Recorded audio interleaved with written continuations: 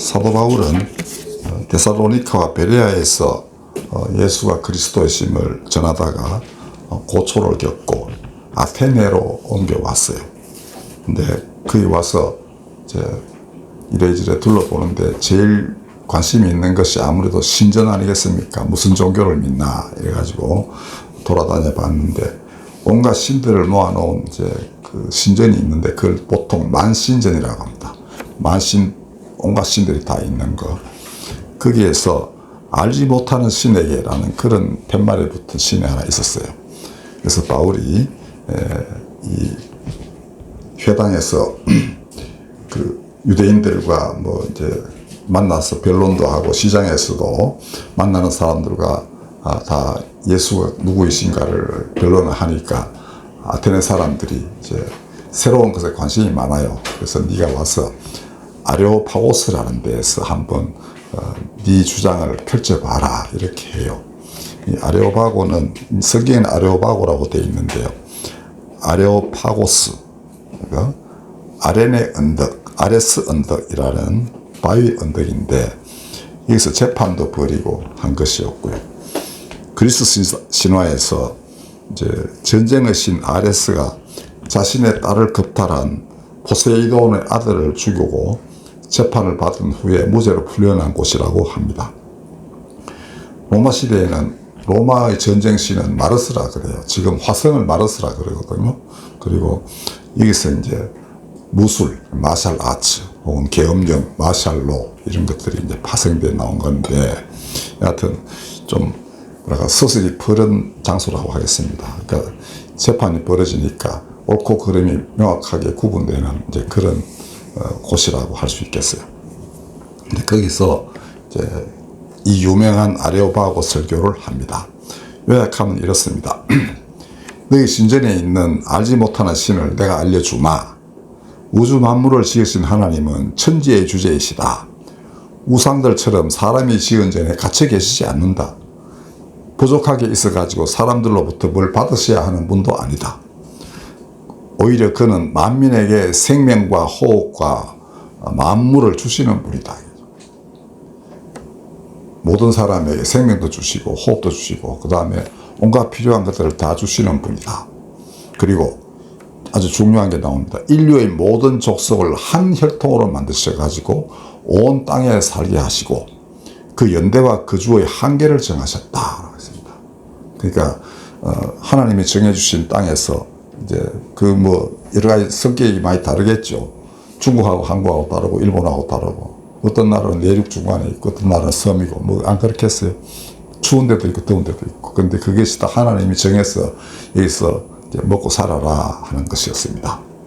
바울이 이해하는 세계가 그러했습니다. 그리고 이렇게 한계를 정해가지고 서로 교류하며 살게 하신 이유는 하나님을 깨달아 알아서 그를 믿게 하려 함이시다. 이렇게 설명을 해요. 그래서 이런 모든 것을 보면은 하나님은 우리 각 사람에게서 멀리 계시지 않는다. 그러니까 네가 먹고 살고 하는 거 다 하나님이 이렇게 뭘 만들어셔가지고 공급하시는데 하나님 어찌 멀리 계시다고 생각하느냐. 눈에 안 보이시니까 안 계시다고 생각하거나 혹은 내 소원을 금세금세 안 들어주시니까 뭐 안 계시는구나, 관심 없으시구나 이러지 말라는 겁니다. 제가 가끔 얘기하죠. 라면 한 그릇 끓여 먹으려 해도 우주가 먼저 있어야 된다는 겁니다. 코스모스로 쓴 그 유명한 그 전체 물리학자가 그랬었어요. 생각 없이 사과파이 하나를 만들어 먹으려 해도 우주가 먼저 있어야 된다는 겁니다. 그렇죠? 땅이 있어야 사과나무를 자랄 거 아닙니까? 땅이 어디서 생겼어요? 뭐 하나님이 뭘 만드시지 않으면 땅이 존재하지 않습니다. 그 다음에 사과나무라는 게 있어야 될 거 아닙니까? 그 다음에 기르는 사람, 농부도 있어야 되죠. 그 다음에 그걸 요리하는 사람도 있어야 되고. 그러니까 오늘 우리가 점심 먹을 텐데 이 점심 먹는데도 온 우주가 먼저 있어야 우리가 점심 먹는 겁니다. 네. 자, 이렇게 해서 하나님이 계시는 것을 사람들로 하여금 알게 하려고 그렇게 사는 연대와 거주하는 곳을 정해주셨다라는 것입니다. 그리고 결정적인 말씀이 우리는 그를 힘입어 살며 기동하며 존재한다. 이게 공동번역에서는 우리는 그분 안에서 숨 쉬고 움직이며 살아간다라고 번역했어요. 그러니까 우리는 다 지 혼자 태어나가지고 부모 밑에서 살다가 친구 만나가 즐겁게 놀고 뭐 혹은 결혼해서 살고 이렇게 뭐 자연의 이치가 그러려니라고 생각하지만 바울은 그렇지 않다. 우리는 그분 안에서 하나님 안에서 숨 쉬고 움직이고 살아가는 것이다. 이렇게 설명을 했습니다. 그리고 이거를 한마디로 요약해 가지고 우리는 다 하나님의 소생 즉 자녀이다. 이렇게 단언을 해요. 그리고 하나님 자녀들이 해야 될 게 뭡니까? 아버지를 알고 돌아가서 그 뜻에 순종하고 그다음에 그 주신 것 가지고 서로 나누어서 즐겁게 살고 행복한 어떤 평화를 누리는 이게 사람 도리 아니겠습니까? 그래서 어디서든지 다 나쁜 짓 하는 놈들은 다 회개하여라 이렇게 명하신다는 것입니다. 그리고 택하신 여기는 그리스도 예수 그러니까 심판의 권한을 하나님께 부여하신 그분이 천하를 공의로 심판하는 날을 작정하고 계시기 때문이다 라고 합니다.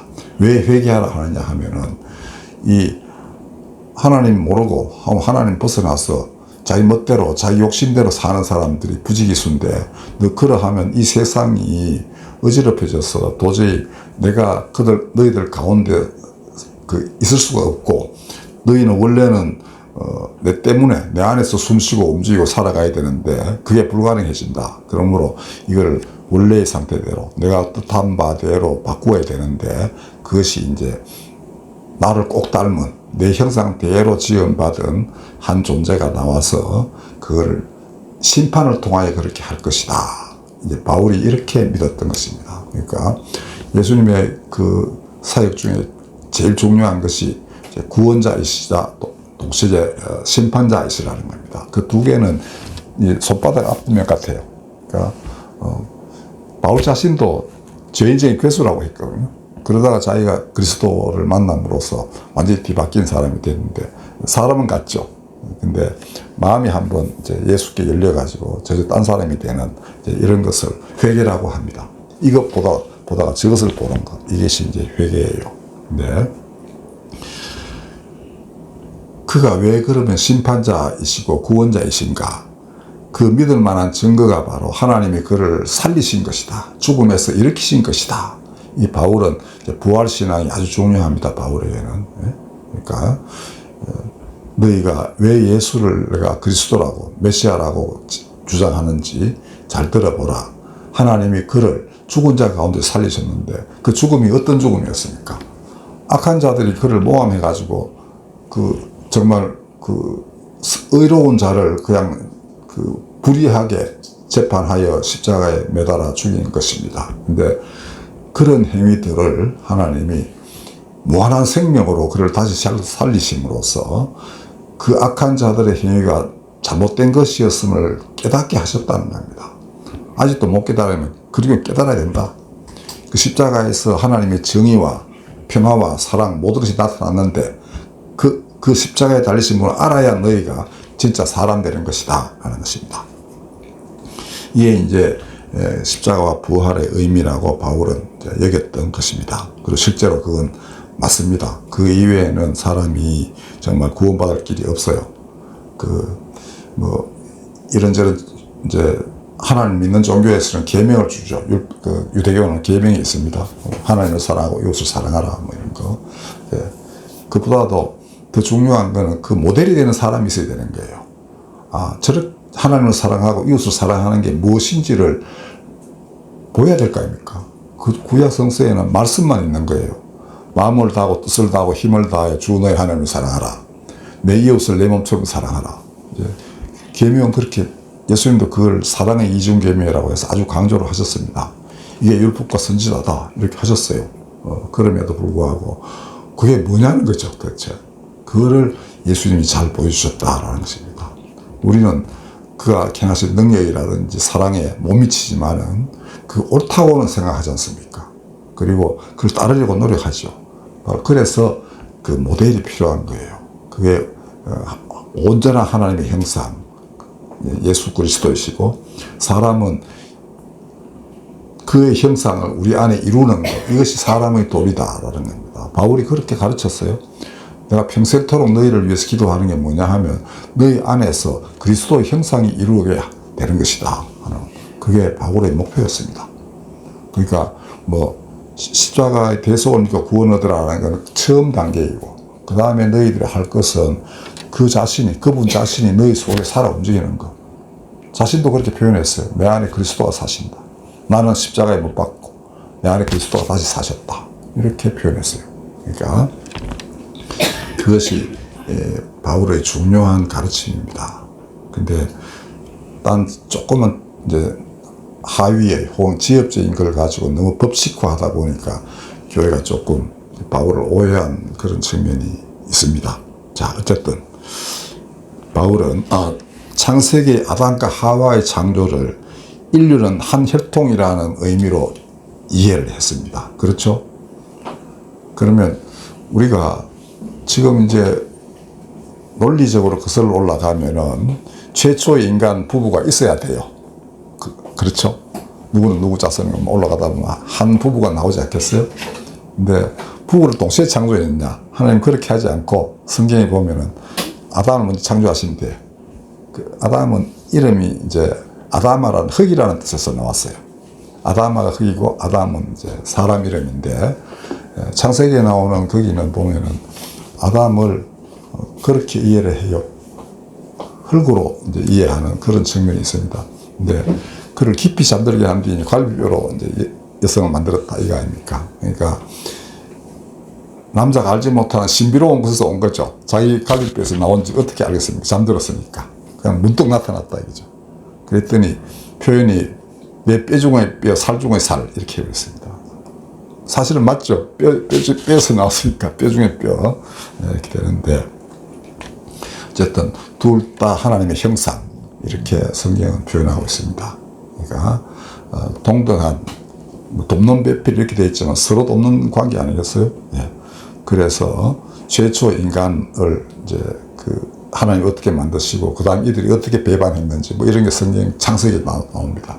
근데 이걸 쓴 사람은 인류는 다 한 뿌리에서 나왔다는 걸 가르치려고 그렇게 했어요. 아마 하나님이 계시를 그렇게 주셨길래 안 그렇게 했어요. 그것을 올라가면 한 사람 부부로 이제 올라가야 되지 않겠습니까? 여하튼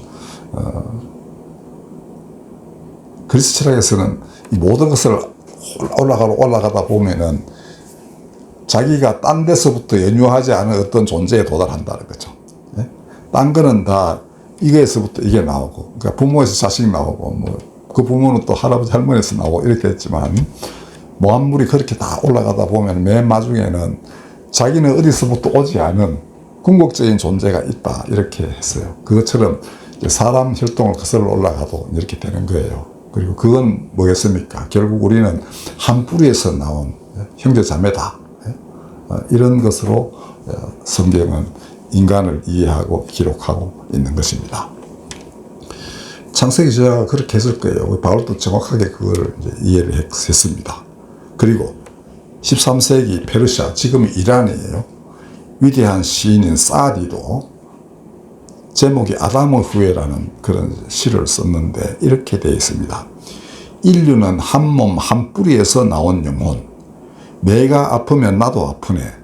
그렇지 않다면 우리는 사람도 아니지. 아주 짧은 글이지만은 명료하게 인간이 무엇이며 사회가 무엇인지를 분명하게 표현을 하고 있습니다. 이게 언제적이냐 하면은 몽골이 세계를 지배하고 그다음 이 유럽 쪽으로 침략해 가서 이 나라들을 좀 초토화시킵니다. 엄청나게 많은 사람 죽이고 정복하고 납치해 가고 이랬는데, 그걸 보면서 사디가 비통한 마음으로 쓴 시가 바로 이것이에요. 그래서 내가 아프면 나도 아픈데 이걸 못 느끼는 자들, 이들이야말로 사람도 아니다. 이렇게 심판의 말을 한 것입니다. 그리고 자기는 심판할 수 없죠. 이미 지나간 일이고 얼마 전 일이긴 하지만 이미 사람들 다 죽어 없어지고 이제 침략자들은 아주 왕성하게 다 빼들어가서 노예로 삼고 재물 다 가져가고 이랬습니다. 그래서 이 말 안에는 종말론적인 심판을 하실 어떤 분에 대한 기대가 담겨 있다. 저는 그렇게 이해합니다. 그러면 그 심판의 주인이신 예수님은 어떻게 말씀하셨는가? 이제 기준이 있어야 될 거 아닙니까? 그분 자신의 삶이 기준이긴 하지만 말씀을 한번 찾아보면 이런 여러 가지를 우리가 볼 수 있습니다. 첫 번째는 내 마음을 다하고 목숨을 다하고 뜻을 다하고 힘을 다하여 주 너의 하나님을 사랑하라. 이게 이제 신명기에 나오는 그 유명한 쉐마 이스라엘에 나온 겁니다. 그 다음에 내 이웃을 너 자신과 같이 사랑하라. 마가복음 12장에 다 나옵니다. 이거는 레위기에 나오는 그런 말씀인데 이게 사랑의 이중계명이라고 해요. 하나님 사랑하고 이웃 사랑. 이거 해야 된다는 겁니다. 그 다음에 유명한 황금률이라는 게 있죠. 마태복음 7장 12절. 무엇이든지 남에게 대접을 받고자 하는 대로 너희도 남을 대접하라. 이것이 율법이요 선지자니라. 율법이요 선지자라는 말은 구약 성경을 통틀어서 일컫는 게 율법과 선지자입니다. 그러니까 구약 성경 그 39권을 요약하자면 이 두 개로 집약된다. 그러니까 이 한마디로 집약된다. 무엇이든지 남에게 대접을 받고자 하는 대로 너희도 남을 대접하라. 사실 당연하죠. 내가 배고팠을 때 누가 나에게 밥을 주는 걸 바라죠. 그러니까 남에게 대접을 받고자 하는 거. 내가 맞기 싫죠. 그러면 나도 상대방을 때려서는 안 되죠. 내가 누구의 원망 살릴, 그러니까 엉뚱한 일로 상대방이 나를 오해하고 원망하고 하는 거 원치 않죠. 그럼 나도 그렇게 해서는 안 되겠다는 거죠. 오해가 좀 풀고 원망할 일이 있으면 서로 사과하는 일이 필요한 것이다라는 겁니다. 나도 갇히기 싫죠. 특히 95세 할아버지가 얼마나 갇히기 싫었겠어요. 근데 그러면 상대방도 내가 그렇게 싫으면 나도 상대방에서 그렇게 해서는 안 되는 것입니다. 그죠? 이게 이제 오늘날 이 정치판에서는 이 모든 걸 깨뜨리는 일이 너무나 많아가지고 아예 언급도 하기 싫을 정도로 지금 특히 우리나라가 이제 그 모양 그 꼴이 됐습니다. 사법부도 입법부도 엉망진창으로 돼가는 게 이 나라인데 판사들이 그런 그 얘기를 가끔 합니다. 저 집에 도둑 들어와 봐야 이제 도둑놈한테 이제 중형을 부과한다는 겁니다. 그러니까 판사들끼리 옆에 있다가 평상시에는 집행유예를 풀어줄 도둑놈은 어느 날 갑자기 2년씩 막 때리고 한다는 거죠. 그럼 다 짐작을 합니다. 젊은 집에 도둑 들었구나. 이런 거죠. 그러니까 사람은 대략 그렇습니다. 그러니까 이에는 이, 눈에는 눈. 이게 이제 구약성서 보다 그 이전까지, 그 이전 끝을 올라가서 다 그 정도는 했습니다. 근데 그 이전에는 그래도 율법 이나 혹은 법령이 나와가지고 균형 맞추어서 눈에는 인, 눈, 이에는 이 정도고 했는 거지. 그 이전엔 더 심했어요.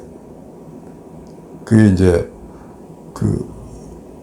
가인이 아벨 죽이고 도망칠 때 하나님이 이제 표를 줘가지고 보호를 하시는데 아담에게 해를 끼치는 자는 7배나 벌을 받으리라 라고 7배 이제 해서 못 건드리게 해요. 그런데 가인의 육세손인 라멕이라는 사람이 노래를 부르는데 뭐냐 하면 가인을 해치는 자 7배 벌 받았지만 그때는 이제 누가 벌 주는지 명확하지 않아요. 그러니까 가인을 해코지 하는 사람에게 내리는 벌을 누가 하는지 성경에는 명확하게 나와 있지 않습니다.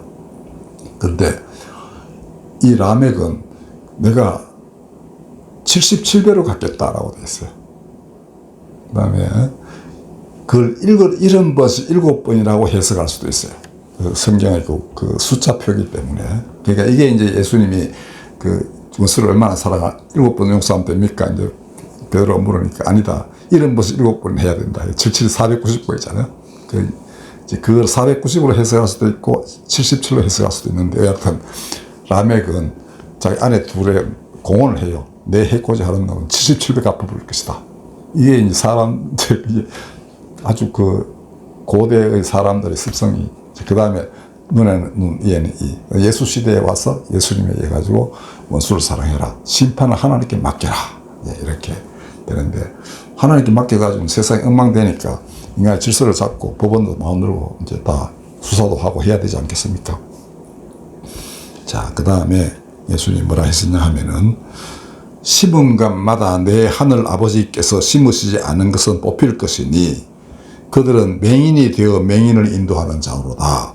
둘 다 구덩이에 빠지고 만다 라고 했습니다. 그러니까 지금 세상은 사람이 심고 거두고 그 다음에 자기 마음대로 법령 만들고 뭐 그렇게 해서 감옥 가려면 안 가고 뭐 이런 상황이 벌어지고 있죠. 우리나라에서도. 그런데 너희 인간 세상의 삶을 생각해 봐라. 얼마나 기냐 이죠. 한 사람 길어봤자 뭐 100년, 엄청나게 많이 사는 120년 정도인데 그 순식간에 지나갑니다. 지나가는 세월 우리 생각해 보면 40년 금세 지나가 버리고 합니다. 앞으로 그럼 내가 한 30년 더 산다 하더라도 야 빨리 가겠네 하는 생각이 드는데, 나이가 들수록 시간을 더 빨리 간다고 그러죠. 어쨌든 그들은 맹인이 되어가지고 맹인을 인도하는 자이다. 예수님이 바리새인들하고 이제 제사장들이 자꾸 시비를 거니까 제자들에게 말씀하시기를 그냥 내버려 둬라. 그 맹인이 맹인 인도하는 꼴이다. 그 둘 다 구덩이에 빠진다. 아무리 지금 말해봤자 안 듣는다는 거죠. 눈으로 보면서도 청명관이가 돼가 못 본다는 겁니다. 예수님이 하시는 일을 다 보고 귀로 다 듣고 함에도 그들은 딴 것 때문에, 자기 욕심 때문에 예수를 몰라본다는 것입니다. 그런데 바로 그들은 하나님께서 심은 것이 아니다. 뽑힐 것이다. 악인들은 더 말할 것도 없죠. 그러니까 이게 종말론적인 심판에 대해서 예수님이 분명하게 하신 겁니다. 알곡과 가라지의 비유도 그렇지 않습니까? 가라지는 나 모아가지고 단으로 먹고 불태울 것이다. 이 날이 반드시 온다고 예수님은 분명하게 말씀하셨습니다. 그리고 그걸 위하여 내가 다시 올 것이다. 그것도 속히 올 것이다. 이렇게 약속하셨습니다. 하도 안 오니까 사람들이 자꾸 베드로에게 물어요. 그랬더니 베드로가 말하기를 주께는 천년이 하루 같고 하루가 천년 같다. 이렇게 해서 인간의 시간관념을 뛰어넘도록 그렇게 했습니다. 언제나 의가 있는 곳인 새하늘과 새 땅을 기다리라. 나도 그렇게 한다. 이거였어요. 언제 올지 모르지만 항상 지금 와 있는 것이 내 집 앞에, 내 문 앞에 당도에 있는 것처럼 내가 오늘 준비한다. 이것이 베드로가 가르친 종말론적인 그런 태도, 사람이 종말에 대해서 가지고 있는 태도입니다. 지금 바로 이루어지는 것처럼 그렇게 해라. 바울도 마찬가지입니다. 먼 훗날에 올 것이다. 1000년 뒤, 2000년 뒤에 올 것이다. 그럼 누가 그 종말론적인 그런 기대하면서 뭐 참고 견디고 악에 대항하여 싸우고 하겠습니까? 왜 뭐 그날 와서 다 하실 텐데 나는 뭐 내 멋대로 살지. 내가 이렇게 노아의 때나 지금 하고 마찬가지입니다. 노아가 아무리 심판이 다가왔다 해도 사람들이 안 들었잖아요. 그죠? 그것처럼 그렇게 되지 않는 것. 이게 성경의 가르침입니다. 그러므로 오늘 우리가 해야 될 일은 그거죠. 그러니까 굳세 믿음으로 하나님이 심지 않은 것은 뽑힌다. 나는 그 뽑히는 존재가 안 되도록 괜히 조심하면서 하나님을 바라보며 의의 세상을 기다리고 사랑을 실천하고 하는 것. 이게 사람의 도리인 것입니다. 그 정도 이렇게 가게 되면 세상사를 어느 정도 이렇게 빨리빨리 간파를 할 수 있어요. 예?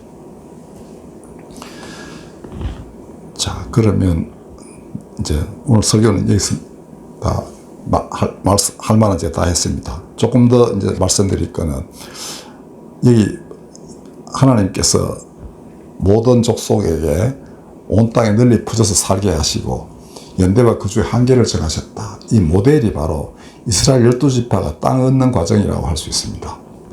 그리고 창세기에 보면 생육하고 번성하여 땅에 충만하라 그랬죠. 충만하면 자기 멋대로 가지고 막 뺏고 죽이고 뭐 이렇게 해서는 안 되는 것 아닙니까? 그거는 너희가 적당하게 잘 나누어서 살게 되는 것인데 그 모델 케이스가 이제 제비뽑기 하는 거예요. 근데 그 요수아 14장에 보면은 그 이제 가나안 땅에 들어가서 9지파 반지파 9개 반지파가 나누게 하는 게 제비뽑기예요. 그 이전에는 이제 어떤 필요에 의해서 또 요청에 의해 가지고 이제 한 개 반 지파가 따로 이제 가져가요. 그리고는 이제 레위 지파는 모든 지파들이 사는 곳에 흩어져 가서 행정, 재판, 이런, 그 다음 제사, 이런 걸 담당하도록 역할 분담이 되어 있었습니다. 그 땅에 분깃이 없기 때문에 레위인들은 그 지역 지파 사람들이 거둔 11조 가지고 먹고 살도록 그렇게 되어 있었어요. 그 다음에 아주 특이한 사람이 갈렙입니다. 그러니까 이스라엘이 가나안 땅에 진입할 때 참 선두에 섰다 할 만한 사람이 바로 여호수아와 갈렙인데, 갈렙은 원래 그 여호수아와 함께 처음 이제 이들이 출애굽해가지고 여리고성을 눈앞에 두고서 모세가 정탐꾼을 각 지파마다 한 사람 뽑아가지고 보내요.